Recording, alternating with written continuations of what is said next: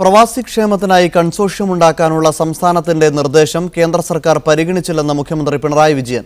പ്രവാസികളുടെ ക്ഷേമത്തിൽ വലിയ രീതിയിൽ ഇടപെടാൻ കഴിയുന്ന നിർദ്ദേശമായിരുന്നു ഇതെന്നും പ്രവാസി സമൂഹത്തെ അവഗണിക്കുന്ന നിലപാടാണ് കേന്ദ്രത്തിന്റേതെന്നും മുഖ്യമന്ത്രി പറഞ്ഞു. പ്രവാസി സംഘം സംസ്ഥാന സമ്മേളനം ഉദ്ഘാടനം ചെയ്ത് സംസാരിക്കുകയായിരുന്നു മുഖ്യമന്ത്രി. കേന്ദ്രത്തിനൊപ്പം സംസ്ഥാനത്തിന്റെയും പ്രവാസികളുടെയും വിഹിതം ഉൾപ്പെടുത്തി കൺസോർഷ്യം രൂപീകരിക്കാനുള്ള നിർദ്ദേശമായിരുന്നു സംസ്ഥാന സർക്കാരിന്റേത്. നാട്ടിലേക്ക് തിരിച്ചെത്തുന്ന പ്രവാസികളുടെ ക്ഷേമത്തിൽ വലിയ പങ്കുവഹിക്കാൻ കഴിയുമായിരുന്ന നിർദ്ദേശം കേന്ദ്രം അംഗീകരിച്ചില്ലെന്ന് മുഖ്യമന്ത്രി പിണറായി വിജയൻ പറഞ്ഞു.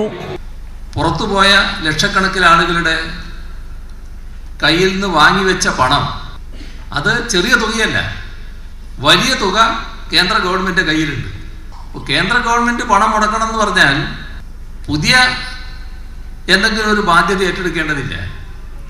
പ്രവാസികളിൽ നിന്ന് ശേഖരിച്ച പണത്തിന്റെ ഒരു ഭാഗം ഇതിനു വേണ്ടി മാറ്റിവെച്ചാൽ തന്നെ അത് വലിയ തുകയാവും. പ്രവാസികളെ കൊള്ളയടിക്കുന്ന നടപടിയാണ് എയർ ഇന്ത്യയുടെ ഭാഗത്തു നിന്നുണ്ടാകുന്നത്. ഇക്കാര്യം പ്രധാനമന്ത്രിയെ അറിയിച്ചിട്ടും മാറ്റമുണ്ടായിട്ടില്ല.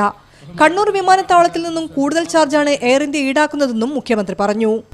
4ഉം 5ഉം ഇരട്ടിയൊക്കെയാണ് ചാർജ് വർദ്ധിപ്പിക്കുന്നത്. ഇതിനുള്ളൊരു പ്രത്യേകത, ഇതിനെതിരെ ശബ്ദിക്കാത്ത ഒരു കൂട്ടരും നമ്മുടെ നാട്ടിലില്ല. പക്ഷേ മാറ്റമില്ല എന്ന് മാത്രം. ഇതങ്ങനെ തന്നെ തുടരുക. 2 ദിവസമായി നടക്കുന്ന കേരള പ്രവാസി സംഘം സംസ്ഥാന സമ്മേളനം സമാപിച്ചു. പ്രവാസികൾക്കായി മുഴുവൻ ജില്ലകളിലും നൈപുണ്യ വികസന കേന്ദ്രം തുടങ്ങണമെന്ന് സമ്മേളനം പ്രമേയത്തിലൂടെ ആവശ്യപ്പെട്ടു. പ്രസിഡന്റായി PT കുഞ്ഞുമുഹമ്മദിനെയും ജനറൽ സെക്രട്ടറിയായി KV അബ്ദുൽ ഖാദർ MLA യും വീണ്ടും തെരഞ്ഞെടുത്തു. മീഡിയ 1 കോഴിക്കോട്.